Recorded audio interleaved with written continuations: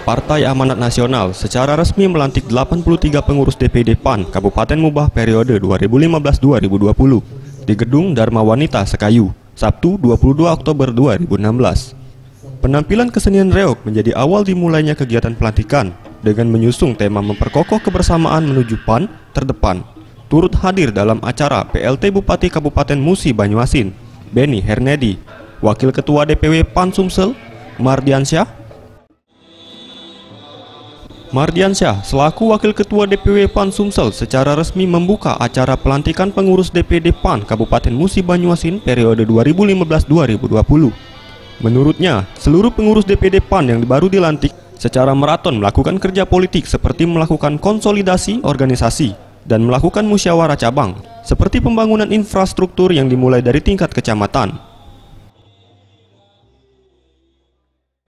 Makanya kita harapkan kepada kepengurusan yang baru sudah kita lantik ini untuk secara maraton melakukan kerja-kerja politik.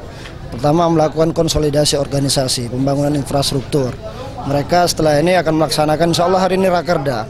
Rakerda ini merumuskan langkah-langkah strategis apa yang akan dilakukan oleh rekan-rekan pengurus DPD PAN Mubah. Hal senada disampaikan Rabik HS selaku Ketua DPD PAN Mubah. Menurutnya, setelah dilakukan pelantikan pengurus DPD PAN Mubah, maka selanjutnya akan dilakukan musyawarah cabang untuk memilih pengurus di tingkat kecamatan. Kemudian dilanjutkan dengan rapat kerja cabang khusus, sekaligus pelantikan pengurus DPC terpilih dan melakukan latih kader amanat dasar. Ia menambahkan dan terpenting, kantor DPD PAN Mubah akan menyediakan ruang aspirasi. Di sini anggota DPRD Mubah Musi Banyuasin secara bergilir mendengarkan aspirasi yang disampaikan masyarakat, baik terkait masalah hukum, ekonomi, maupun masalah sosial. Nah, yang paling pokok, yang paling penting ke depan, bahwa DPD PAN Musi Banyuasin di kantor kita yang di jalan dikenal dengan Talang Jawa di Sekayu ini, kita akan menyiapkan ruang, itu namanya ruang aspirasi.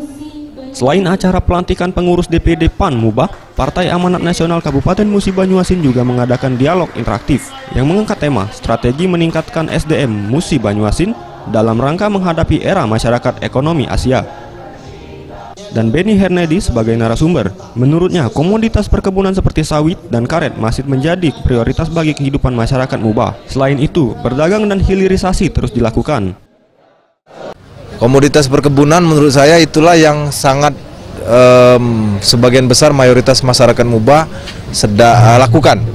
Apa itu? Sawit, karet, selebihnya menjadi buruh di sektor-sektor yang lain, berdagang dan segala macam. Saya kira dua itu saja, hilirisasi saya tawarkan. Benny menambahkan, suatu daerah bukan dilihat dari hasil alamnya, namun karena memiliki SDM yang baik. Mega Dwi Handayani, Maulana Yusuf, Sriwijaya TV.